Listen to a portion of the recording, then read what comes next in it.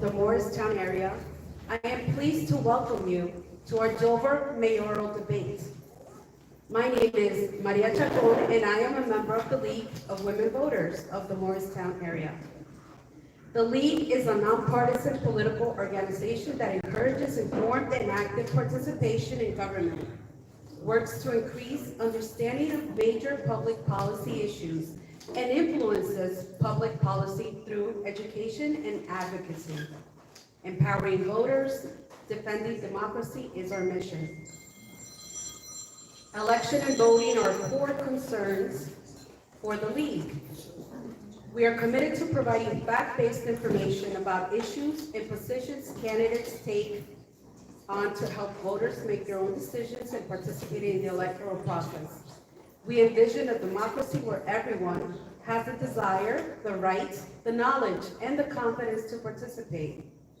The League, as a nonpartisan organization, never supports or opposes political parties or candidates. Membership in the League is open to people 16 years and older of all gender identities. With 100 plus years of experience, the League is one of the America's oldest and most trusted civic nonprofit organization. Partnering with the League in presenting this forum, we welcome and thank Bill Westhoven of the Daily Record, part of the USA Today New Jersey Network, and Vanessa Brown of NAACP Morris County Branch. Vanessa had an emergency and cannot be here today, but Bill, would you like to say a few words? I'm good. Okay. They want to hear them. All right. We are grateful to them for their nonpartisan participation and support and look forward to continuing our work together. We encourage everyone to go to vote411.org, a one-stop site for information on all aspects of voting in the New Jersey, with information about all candidates up and down the ballot.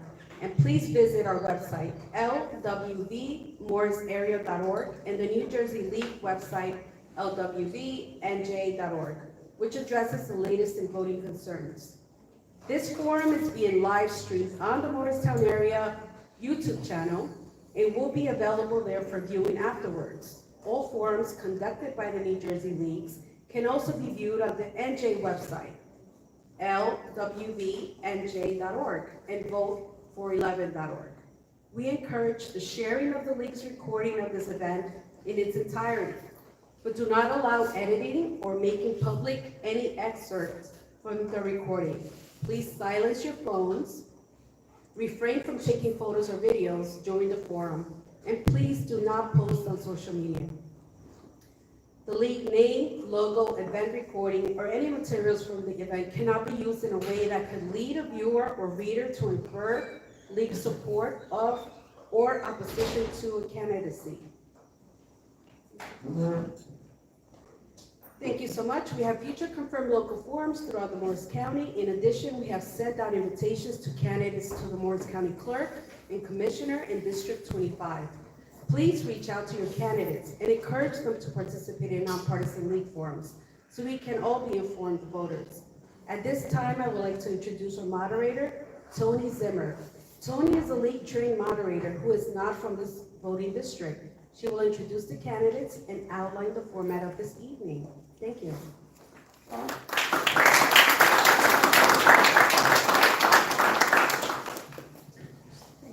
Thank you so much.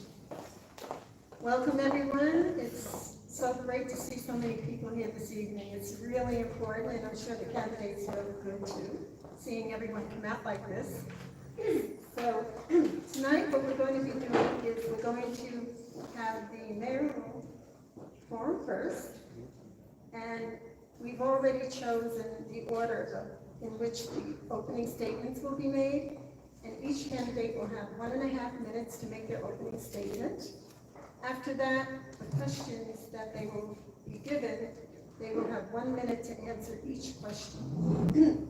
Our timekeeper is there to remind them when they have 30 seconds left to answer the question, and she will hold up the sign that says 30 seconds. And if they continue, which I would advise, they get the stop card, the red stop card. So clean, you don't have to use that. Okay, so we've gotten questions in advance from the public, from the community, and we will be doing those. And we've also started to receive questions written on index cards that are available to you in the audience in case you have questions. They will be brought to me, and I will look at them and decide which ones can be used for the evening.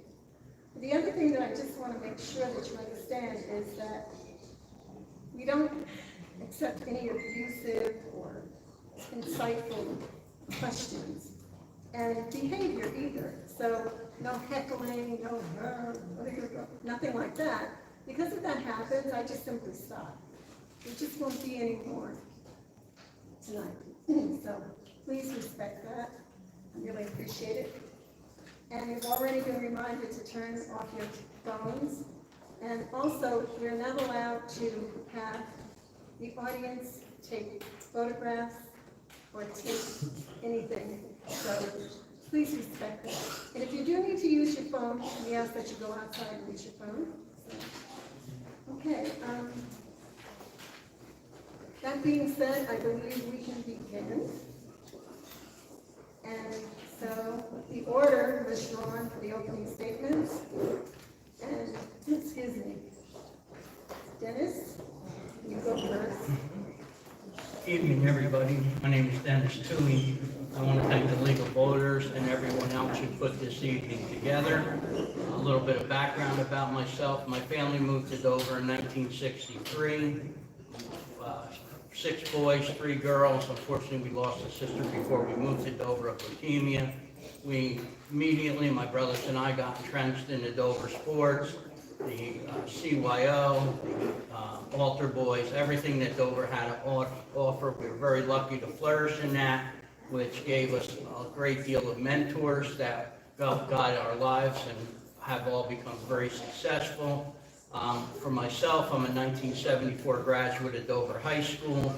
I was involved in Little League and midget football from 1974 to 1989 without a child in the program. I've been very fortunate to keep a lot of contact with the future players that played and their children. And I worked 33 years at New Jersey Natural Gas, starting NJR Home Services from the ground floor in Dover in 2000, and I retired in 2017, and we still have our office here on the end of Richards Ave when you see New Jersey Natural Gas. That is us. Thank you. Thank you. Jim?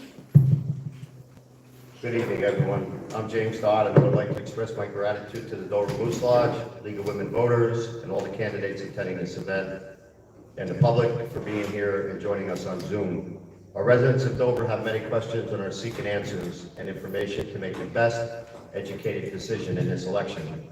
I know there's a lot of work to be done in Dover. Our community has faced tremendous difficulty of quality of life issues, setbacks, and financial disasters in the last 4 years, and it's time to restore what has been lost in our community.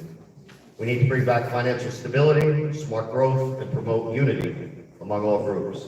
Together, we can make Dover a better place.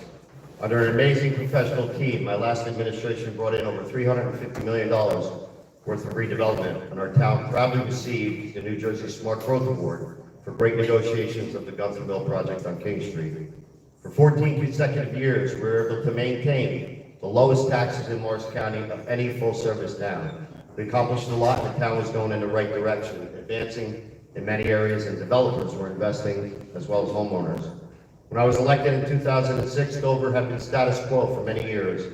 We had very little, no redevelopment, or any increased revenue coming in. Town Hall was like an institution from 1960.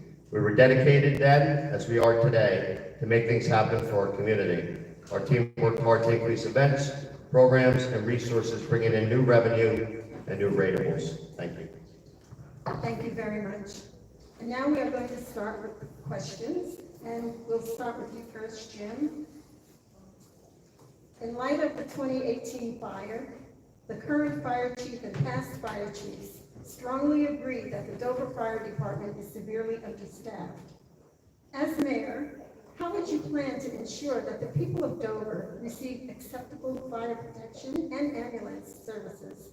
Sure, I think it's really important to address that issue tonight after Saturday night's event. First of all, the town of Dover, this current administration rejected the SAFER grant. I brought in, under my administration, 3 SAFER grants, and what that is the federal government pays for 5 years of firefighters to come into our community. The town has to prepare to pick up that salary after 5 years. That wasn't done by this administration, so they rejected the last SAFER grant. We could have very simply had 4 more firemen here today, but they rejected that SAFER grant. We have to work with our federal government, we have to work with our state officials. Let's face it, all communities are facing the same thing. We don't have volunteers anymore, so we need to have paid firemen. The way we resolve that financially is we put a fee on new redevelopment coming into our community. The redevelopers have to come in and we give them pilot programs. Under that pilot program, we can designate those funds. One of them needs to go to pay for firefighter and safety in our community. Not only firefighters, but we need increased police in our community. So that's how we're gonna do it. We're gonna fund it through redevelopment fees assessed to developers coming into our community. Thank you, Dennis. At any time as well, if you need me to repeat the question, please just say so. Sure. Well, growing up in Dover, it was an honor to be a Dover fireman. And at one time, I believe there was like 125 firemen, and people were on the waiting list. Why that stopped when we have a lot of young people in our town that could be firemen and EMTs, and they, at no cost, at no finding funds or anything like that, maybe paying for them to go to school, getting the training, maybe that's the way to go. But, you know, we have to build an interest within the town. We have to find town answers. We can't just keep outsourcing for funds and doing this and doing that. We have to keep it within our town to grow within our people. That when someone starts as a fireman, eventually they want to be a fire chief. But, you know, I see I walked over a lot, I see a lot of young people that could be firemen and EMTs in our town, and they don't want to do that. Thank you. And Dennis, this next question is for you. Dover occupies close to 3 square miles with an estimated population of 18,500 people. How many police officers do you believe are required to provide the people of Dover with an adequate level of police protection, given its size and population? Well, I know for a fact that the Dover Police Department is the same size as it was in 1996, 37 police officers.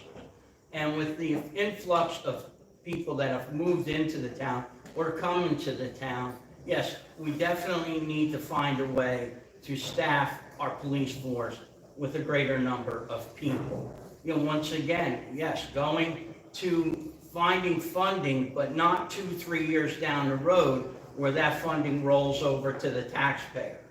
We have to find ways to eliminate maybe things within the town, like do we need 17 lawyers? Are there things like that that we can adjust where we can find firemen? We don't need a public safety director. Maybe that money can be used to hire a police officer. There's definitely ways to hire people if you go and look for the solutions. If you just say, oh, well, then you never find solutions. So there are ways you have to dig into it and find solutions. Thank you. Jim? Sure. So one of the most important things, back in 2006, when I took over as mayor with my administration, we had as many superior officers as we had patrolmen. And it's all about chain of command. When you have a table of organization and you have a chief, a deputy chief, when you have captains and lieutenants and sergeants, that takes away from patrolmen on the street. What we need is more patrolmen in our neighborhoods. We need more visibility in our downtown business district. People walking up and down the street to give people a sense of security. I don't think it's fair for us to sit here tonight and give you a number. I think that's dictated by the state of New Jersey under what's called a full complement of police officers. They designate the number, the crime statistics, and the amount by population on how many police officers we have. I honestly don't know what that number is today. Dennis mentioned that it's the same as it was in 1996. That number, I'm certain, that has grown over time. And so I think we need to look and find out what the full complement is. And we also need to utilize Class 2 officers. Class 2 police officers are $30 an hour, and they're allowed to carry a weapon. They should be patrolling our streets and not a paid patrolman. Okay. All right, the next question, Jen, is for you. Residential overcrowding is a big problem that causes a drain on town services and significantly increases vehicle traffic. As mayor, what do you intend to do to ease downtown traffic congestion and make Dover Street safer for drivers and pedestrians? I think it's no secret, since COVID, stacking and overcrowding has multiplied in the town of Dover to staggering numbers, to where people come home from work, they don't even have a place to park on the street anymore, because there's so many people living in homes. There's six families living in a single-family home, and that's because of the lack of housing in our community. But the first thing we need to do is establish a task force. It takes more than a code enforcement officer to go into the neighborhoods and identify the problems. It's about health, it's about safety, it's about children living in inhumane conditions that are defecating in their backyards because they don't have access to bathrooms. That goes on the homeowner. The homeowner is allowing it, whether it's a resident or a non-resident landlord. They're ultimately responsible for that dwelling unit. And that's where we need to have a task force come in, fire, police, health, code enforcement, and we send the message out that we're not going to tolerate it anymore. Some people might not want to hear it, but that's what it's going to take to save a life before somebody dies in a fire from living in an attic or a basement without proper egress to get out in a fire. Thank you. Dennis? Well, I know in my career at New Jersey Natural Gas, being a serviceman in the Dover area, it's been an ongoing problem for a very, very long time. It isn't something, there's times that we couldn't even get into houses, we couldn't get into areas because there was locks on the door, there was mattresses all over the place. So it is a problem, and it has been growing and growing and growing. So we have to find these landlords somehow, some way to address them, to say, hey, listen, let's find a way, or we're gonna increase your taxes. We're gonna make you pay us more if you continue to do this. Rockaway Township did it. They found a law and said, okay, we can make, and it's not a single family home anymore, it's basically a multiple family home, and your taxes are gonna go up because of it. But it is a problem. 50 people got displaced from that fire on Saturday, 50, and that apartments above the highlight. That's an enormous number of people. Thank you. Yes. So I just want to speak to what Dennis said. Yes, there was a stacking and overcrowding in the town of Dover when my administration took over, but we addressed the issue. We had a very, very aggressive code enforcement department with 4 inspectors, 1 per ward in our community. When this administration came in 2020, they virtually eliminated the code enforcement department. All 4 inspectors left. They brought in 2 new inspectors that are totally inexperienced.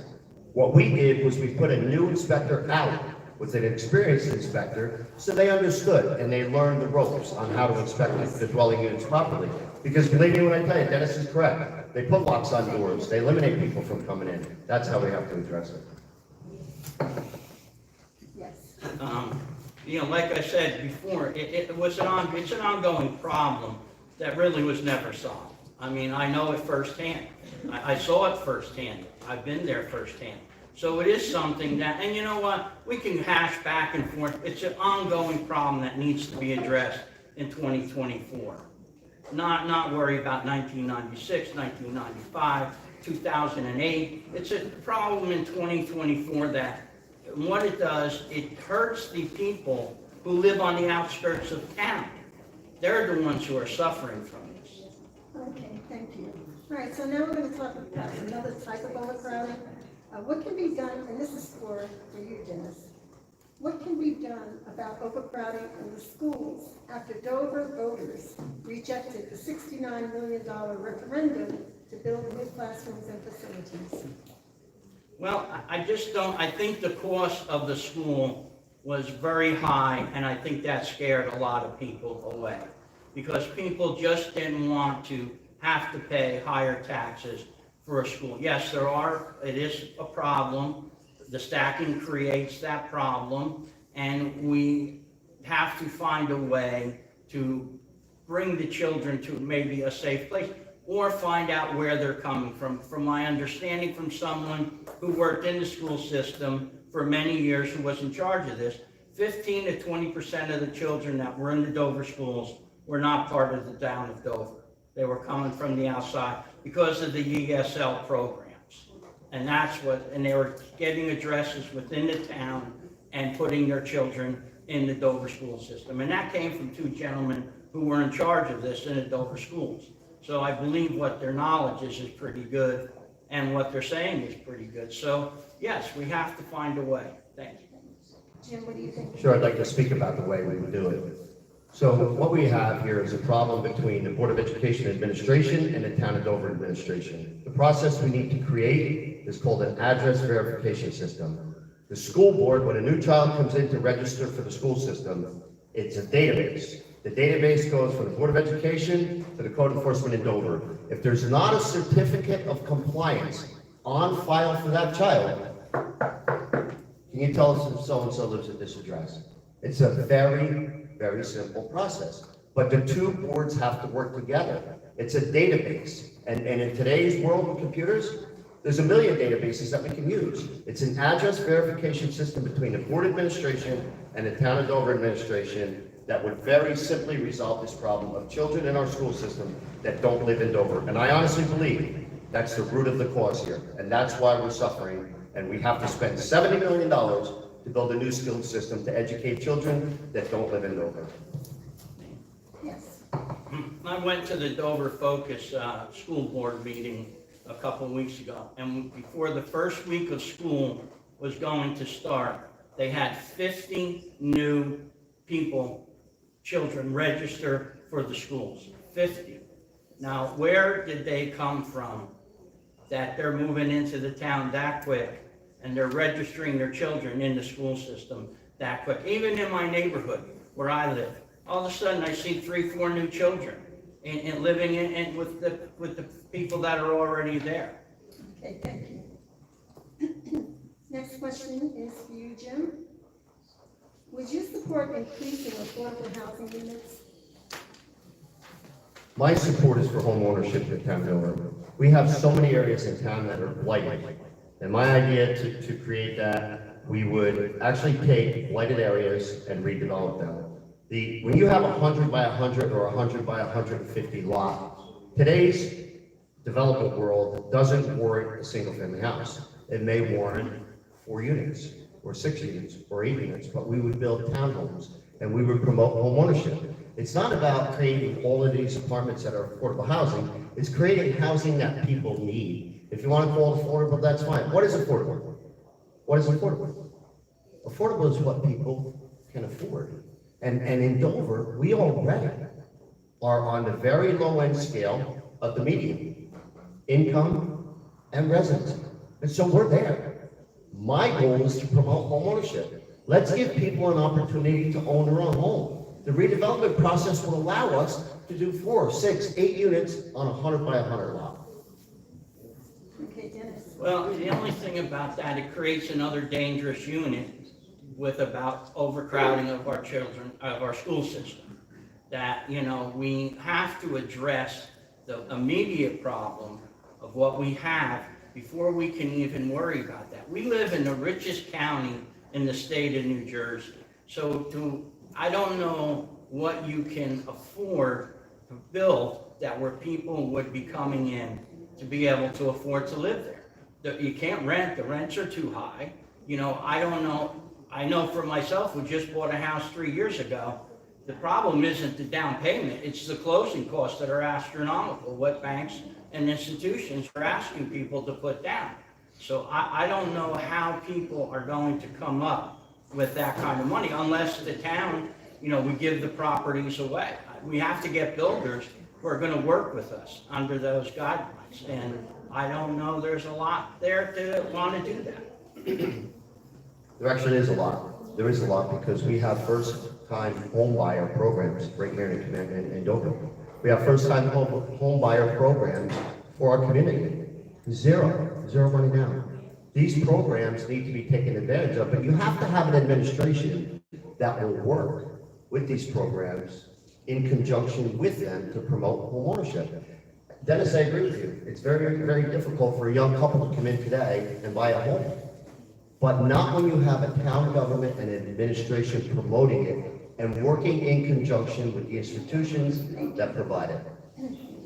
Okay, so Dennis, Well, the thing about that is, yes, no down payment now, but there's still, it adds to the mortgage that you have to pay.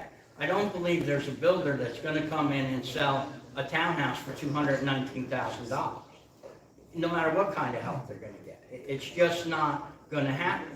You know, the Meridian and all them, they cost a lot of money to build. We had to give them, or in a program away, you know, $8 million to finish that program, that building. I need to report. Okay.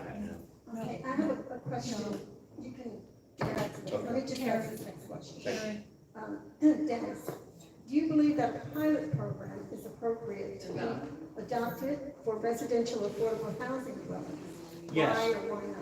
Pilot programs can work. There are towns that I have read online that where you get that money, and like Jim said before, you appropriate that money towards the town, towards the school, the government, the county that yet we have to pay. So yes, the pilots can be profitable, and it's the way of everybody's doing it. Very rarely do you see anyone build and say, okay, we're gonna just pay the taxes. They want the pilots in order for their programs to work, in order for them to build.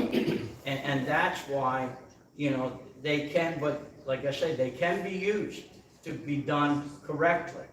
Not the way they've been done, but they can be done correctly, how to appropriate the money and afford things within the town.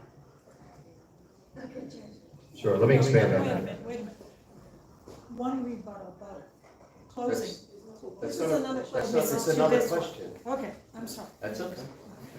So I need to speak to that because pilot stands for payment in lieu of taxes.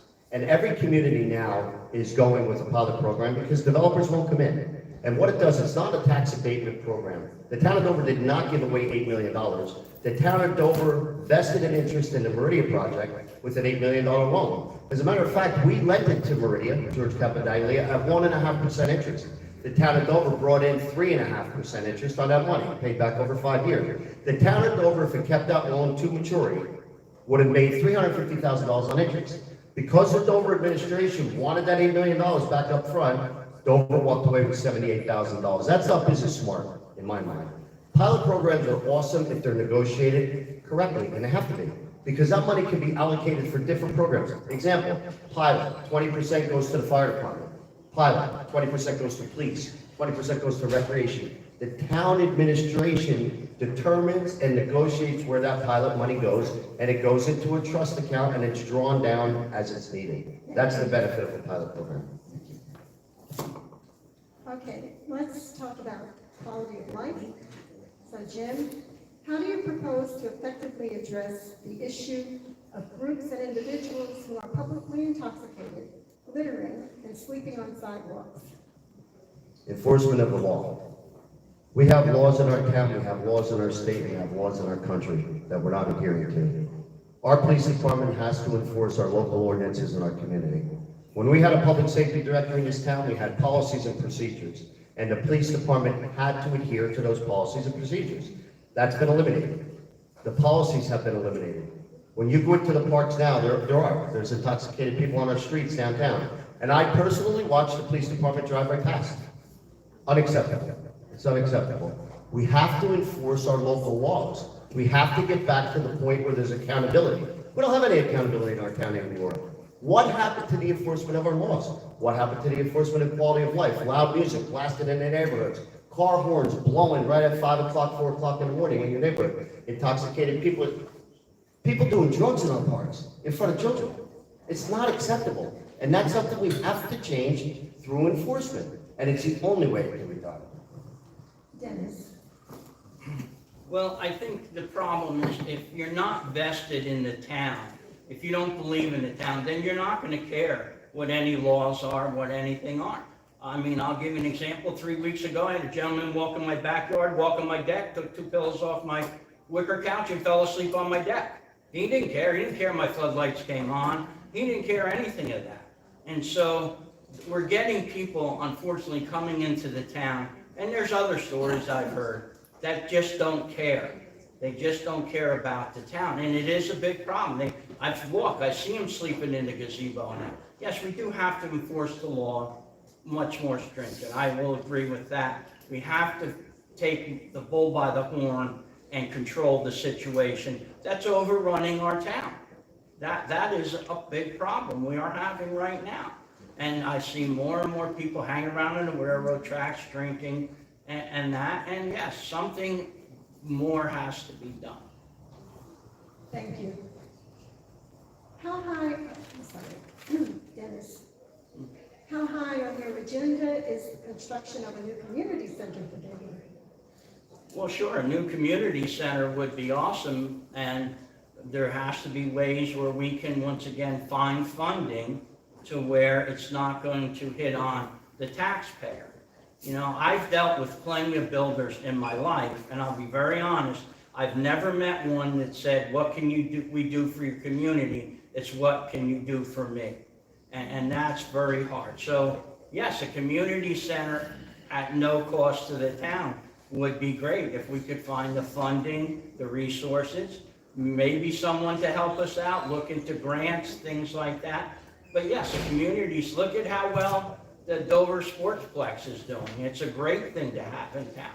So yeah, that's something we definitely need to look into for the youth of our town. Thank you, Jim. Community center is extremely important, not only for our children, but for our seniors alike. We had a community center in the town of Dover at the Father Connolly Center that we leased for years. Unfortunately, we don't lease it anymore. The way you fund the community center is through a developers agreement. We have developers that want to build in our community. We tell them, you want to build on this piece of property, you're going to build us a community center. They fund it and they build it for us. It's legal, it's part of negotiations, and that's how you accomplish it under a pilot program. That's what pilots are all about. And that's why I say to this crowd here tonight in the public, some people are so afraid of pilots. The reason why they're afraid of pilots is because they don't understand how they're negotiated. When they're negotiated correctly, it's a huge benefit to the community. If we have a piece of land, I will negotiate that land in exchange for a community center. Why? Because the community center will be here for generation to generation to generation. It's not a one-time sale, like what happened with $1.8 million that went into the general fund that was given to us during COVID and got swallowed in a general budget. It's a piece of property that we'll have for generations to come. Thank you. And Jim, would you consider bringing back the Dover Flea Market? I would consider bringing back the Dover Flea Market. I think it was hugely beneficial to our community. But I need to explain it because it was here, and my administration had kept it here for as long as we could. There became controversy when it was on the streets in the downtown area because the flea market was taking business away from local merchants in the downtown area. So we moved it. We moved it from Blackwell Street to Crescent Field. When we moved it to Crescent Field, we started to lose the quality of vendors because they didn't have the sales that they had when it was in the street. So it's a balance. You have to find that balance with a flea market that's willing to take that risk and take that chance. It's difficult, but yes, I will 100% support bringing it back. Yes, I would also agree that I would 100% that we need anything that is positive about the town that will show people that, hey, Dover is a thriving town. And if yes, a flea market at one time was a thriving town. I've talked to someone who does food festivals, and I said, would you bring a food festival into Dover? She said, I would love to do that. So there are things that can be brought into town that can be beneficial that people can enjoy. And there are functions that other organizations in town are having that are very successful. So yeah, we could look at a flea market, we could look at other things that put a positive fixture in Dover, not a negative like things are now. So yes, I think it would be a great idea. Thank you. Dennis, how will you ensure that residents who are appointed to statutory boards and commissions are adequately trained and qualified to perform their duties? Well, we have to not just give someone an appointment that's a friend. We have to give it to people who are very interested in the community and want to go to the training and want to learn about the town and want to learn what their job as a commissioner is. Not just, all right, well, you did this for me. Do you want to be on a board? Do you want to be on a commission? you have to be a little stern about it, because those people, the mayor in this town is only a part-time job. There's people who make major decisions about this town, and we want to have people on board that really know what they're doing, really know what they're talking about, know the laws, know what can be approved, what can't be approved, not just a favor here and a favor there, that we have to be more stringent and get people who really want to be part of the town and who want to do things for the town. Thank you, Jim. Sure, I think the most important thing to recognize is that there are boards in our town that serve the most importance that do require training. The people that sit on the boards have to go to training, planning board, board of adjustment. It's an absolute must. But yes, I believe that training on those boards is very important, and the way we do it is to have classes. I want to commend Robin Klein, because I know she's here tonight. Robin and I don't always see eye to eye on things, but she's out there in the public, and she's informing the public on things just like that. And I think it's extremely important to bring professionals in to train our boards. Let's train them so they know what they're talking about when they're sitting up in front of the whole world, making decisions for our town. Dennis is right. The favors, it's not about promoting somebody to a favor and putting them on a board. We need competent people. The incompetency in this town for the last 4 years is running rampant, and it has to stop. And you're all seeing the results of it. You're all seeing the results of what happened in our community since 2020 by not having the right people in the right places. And the town of Dover at this point is at a crossroads, and we can't afford to do it anymore. Okay, thank you. And now we're going to talk a little bit about qualifications. So, Jim, what is your #1 priority for change in Dover? Quality of life. Quality of life is #1 in my opinion. Quality of life serves so many purposes, from a safety perspective to the homes that you invest in. For a lot of people, your home is your biggest investment you will ever make in your life. And when you have a situation like we have right now in Dover, your property values, whether you like it or not, are coming down. Our bond rating in this town has tanked, significantly tanked, because of the bad decisions that this town has been making over the years. All of our, and most people know this, or some people know it, our bond rating is one of the most important things for financing in our community. And as these people come in and buy these houses and turn them into rental units, the only reason why Dover hasn't sunk to an all-time low is because of the housing real estate market statewide. If it wasn't for the booming housing market, Dover would be in very, very bad shape right now because of what has happened, turning it into a rental community, stacking it overcrowding, and the lack of property maintenance. So me, personally, quality of life is my #1 issue right now. Thank you. Dennis? Yes, I think what we have to do, like I said before, we've lost the people that live on the outskirts of town. The people, there are a lot of I walked 166 streets in the town of Dover over this summer, giving out flyers.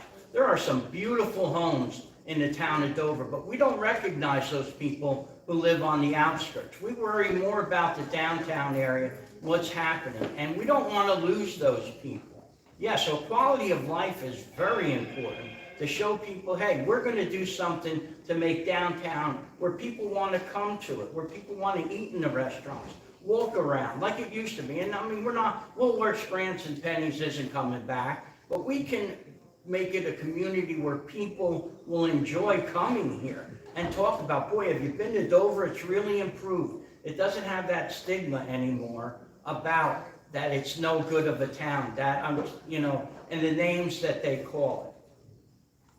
Thank you. Dennis, do you have a plan to control property tax increases and lower the cost of living? Well,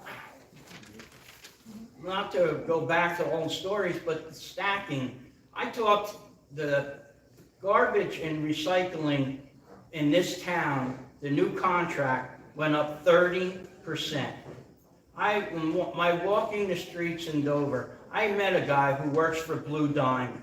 He said it is an amazing tax to pick up garbage and recycling in this town.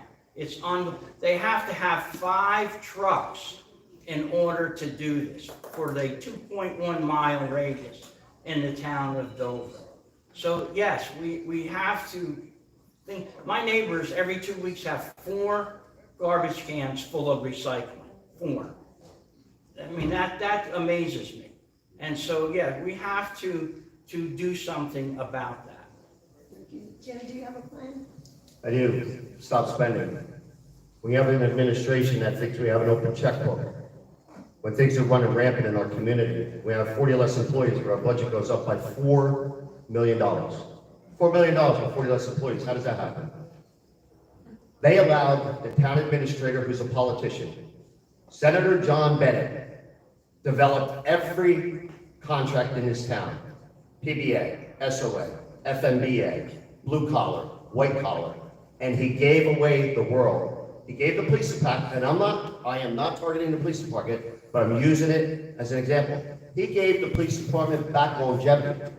Longevity will cost the taxpayers of Dover tens of millions of dollars in the next several years.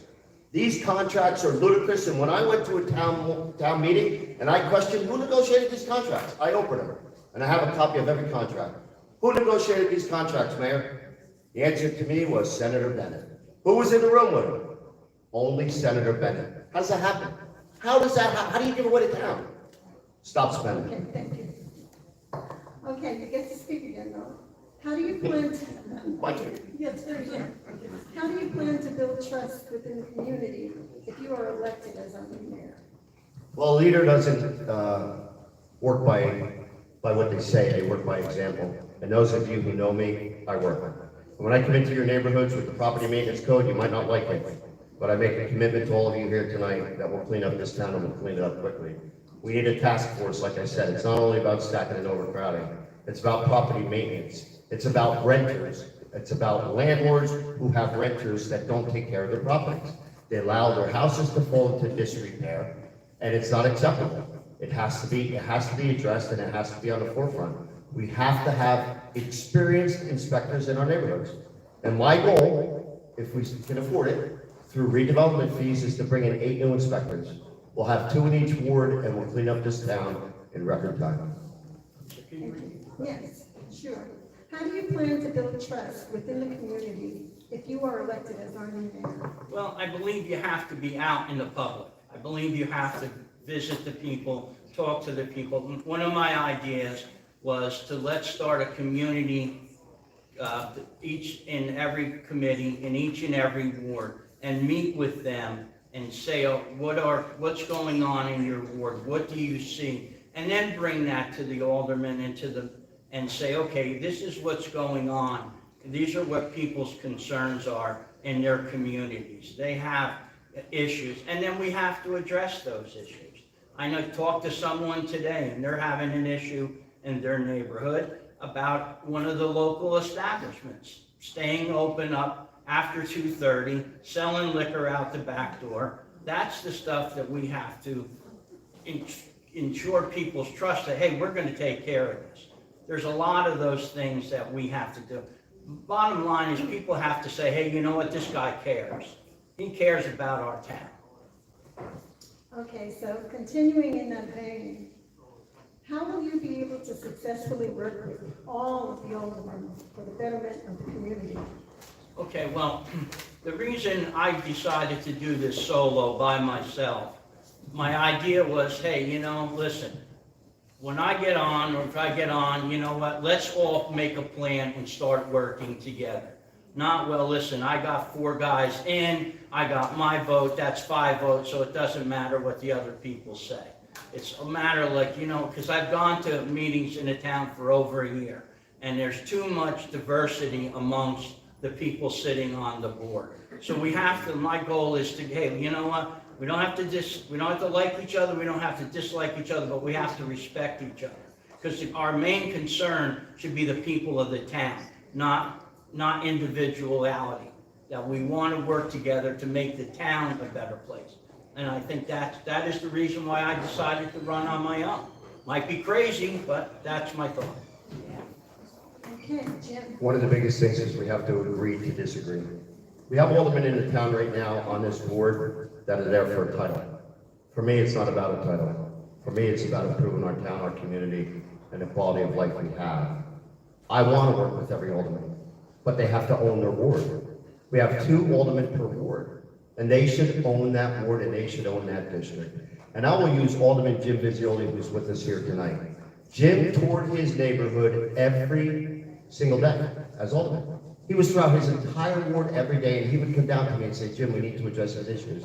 And he was dedicated. That's what we need. We need dedicated elected officials, and I'm happy to work with everyone. I want to work with everyone. But they have to do their job. They're getting a paycheck. You're paying them. Do your job. It's not about a title. It's about a position that you took an oath of office to. Hold up to it. Do your job, and I'm happy to work with every single member on that board. Thank you. At this time, I'd like to ask our host for a time check. 4 to 7. Okay, so we have time for Yeah, we can go until about 7, right? Yeah. Okay, all right, thank you. Okay. So Jim, how would you improve the events and activities that are available to senior citizens in Dover? Sure. We had a very aggressive recreation department. For those of you who remember, back in 2015, 16, 17, we had 37 events a year. We had a senior prom. It wasn't just about a senior picnic. We had trips to Tomahawk Lake for seniors. We had a very, very aggressive recreation director, and that's what it takes. We have to have people in control who do their job. Again, it's not just about a title. We create the problem of the programs for the seniors through companies. Just like the programs we want to create for our children. We have sponsors. But if you're not out there attracting these sponsors to sponsor an event, they're not going to show. I'm creating an event called Sponsor a Child, so no child is left behind in the sports program. Every single child will participate in a sport by sponsorship of a local business, and we're going to do the same with seniors. We're going to have our businesses want to participate. They want to be. Home Depot, they want to be involved. Casio wants to be involved. Hilton, they want to be involved. We make them involved and we have them sponsor our events. Thank you.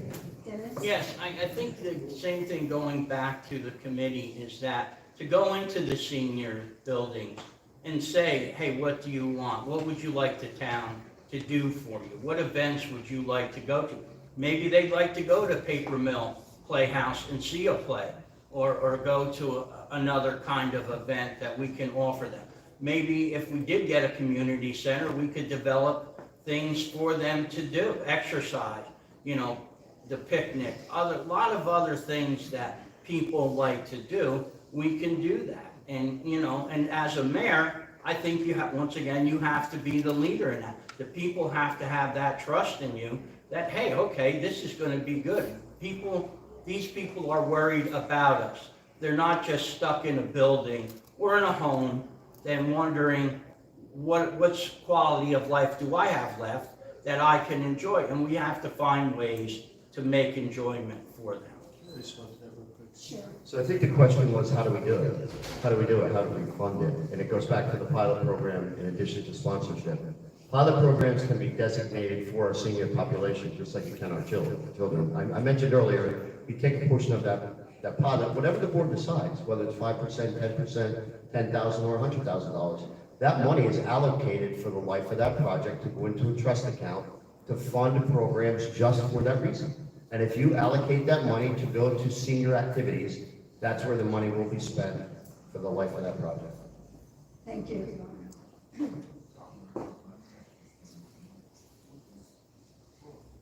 Okay, this next question is going to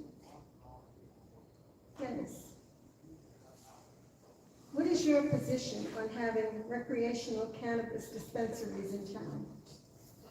Well, that's a question. I think, unfortunately, it is a way of life now, that is something that's there. But I think we have to find places where it is best suited to be, that not in the school areas, not on, downtown, that there's outside areas, and I know people don't want that, but yes, to have that, because it is part of, unfortunately, their society. I don't like the smell. I get the smell all the time in my neighborhood, but I think we can find places where that can be, because they do pay. They're tax-paying people, so, they will contribute to the town, but we have to find strategic places for them to be in order to be for life quality, as we've been talking about, for the people who aren't users or want that in the town. Jim? Sure, I think there needs to be a cannabis commission appointed, and it needs to be appointed immediately. And the reason being is Dennis is correct, it's here and it's here to stay. It's here to stay and it's not going away. The problem is how do you address it?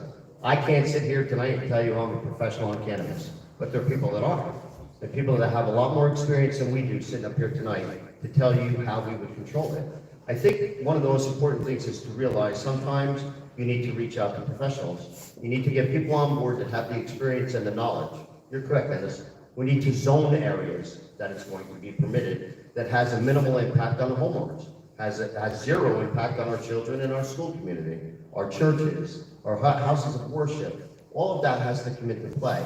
But it's here to stay, and shame on us in the town of Dover for not having a further lead on how to deal with and address cannabis in our community. It's here, it's not going anywhere. It's revenue generating for our town, and we need to take advantage of it, but in the right way. Thank you. Did you want to say something? No, All right, so we have one last question for you before you give your final statements. And the question is, the topic has been mentioned a lot tonight. If elected, what would be the most important component you would seek to add or remove from any future pilot agreements negotiated with developers seeking projects in Dover? James? I think I said it all tonight, how important a pilot is and how it needs to be developed and structured. Pilot programs done the correct way are hugely beneficial to the community. And as you have new projects come in, so let's say we have a pilot program that I'm going to throw a number out that's $500,000 a year. That pilot has, you can break it up 5 different ways. 100,000 to the Board of Education, 100,000 to the senior population, 100,000 to recreation, 100,000 to fire, 100,000 to police. The next project that comes in, you do the same thing, but you structure it differently to different organizations and different targets that we're going to address. And that's how you're going to be beneficial for a pilot program. You know, one of the things is it's such a huge misconception, and that needs to change. It's an education process.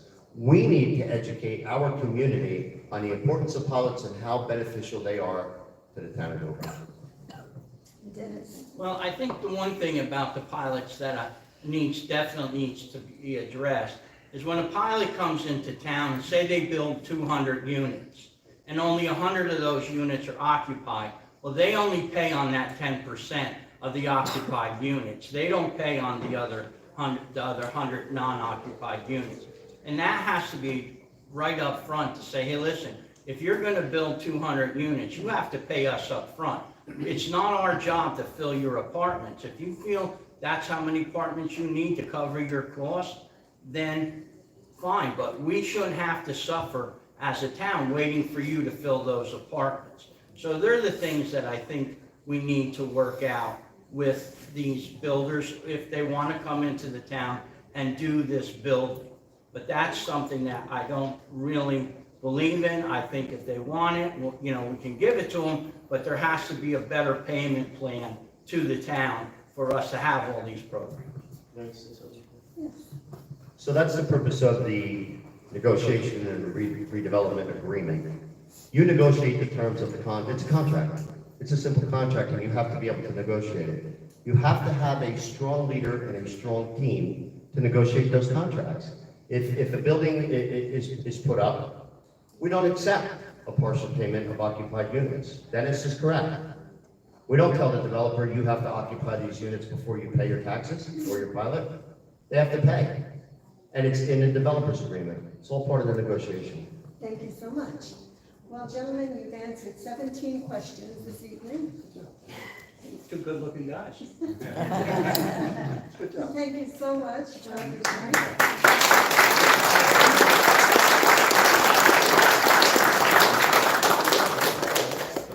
For the closing statements, we're going in reverse order this time, so Tony, Jim? Tony, it's a minute and 30 seconds.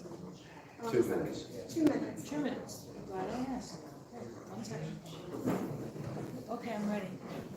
Okay, I want to remind everyone of the words of Abraham Lincoln, who said, "A house divided against itself cannot stand," and advise us to put our feet in the right place and stand firm, and that's what we need to do.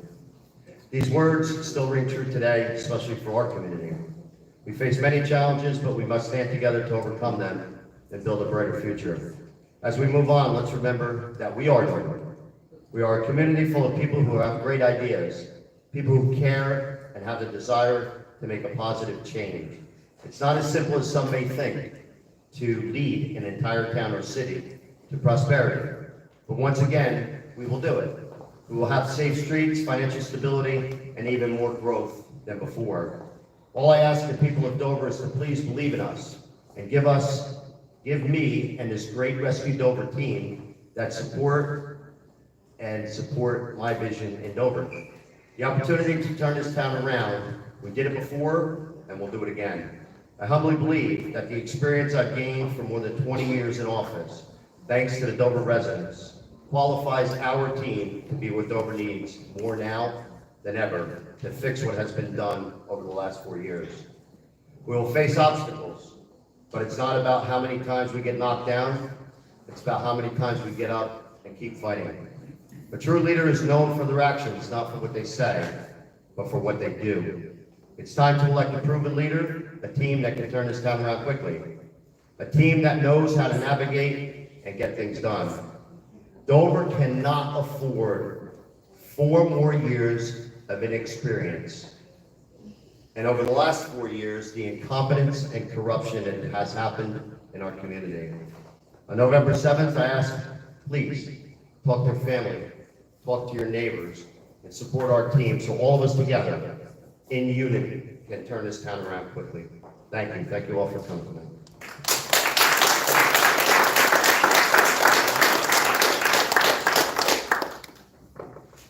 Many years ago, my neighbor Carl Erickson, who was a lawyer and a doctor of law for AT&T, and he was running for office, and we were setting up a building in Dover. And he said, Dennis, there's 2 things you always want to be if you ever get into politics. Be fair to the people you represent and be honest to the people you represent. And I think I carry both of those qualities. Dover has been a part of my life. I've been involved in it.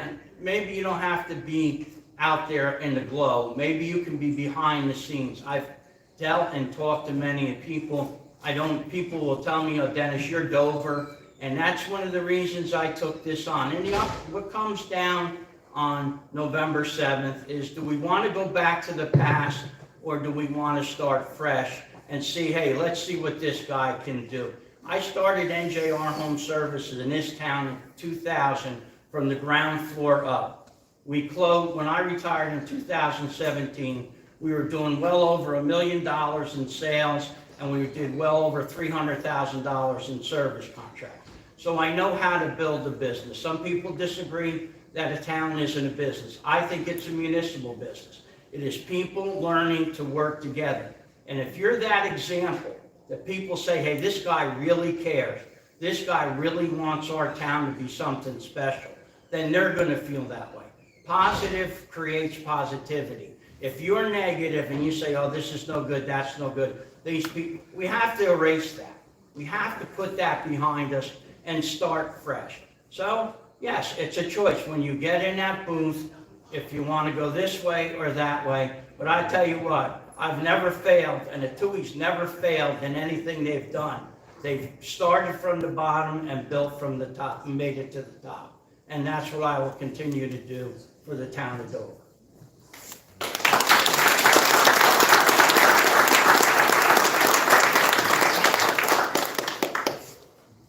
Thank you to the candidates, Tony Zimmer, our league moderator, and our timer, Diane Holland, and the volunteers who helped make this event possible.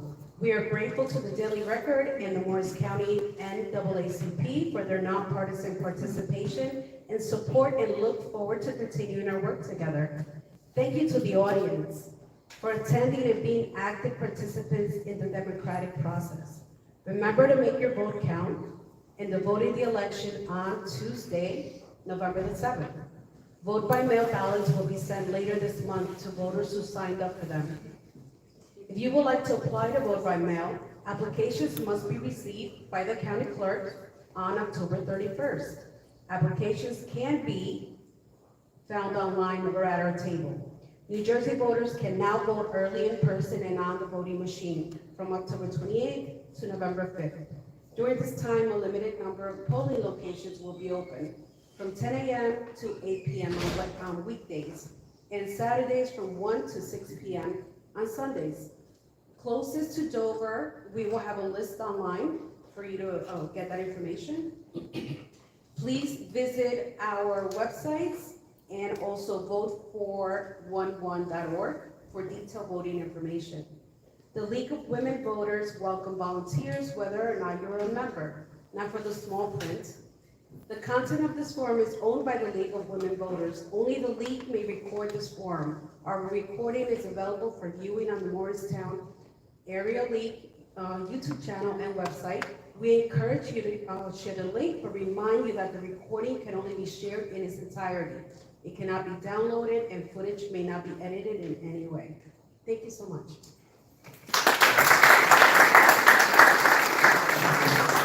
So I just want to tell you, we have a table in the back. If anybody needs to register to vote, or they need to vote by mail ballot, we have it in Spanish and English. We have a lot of different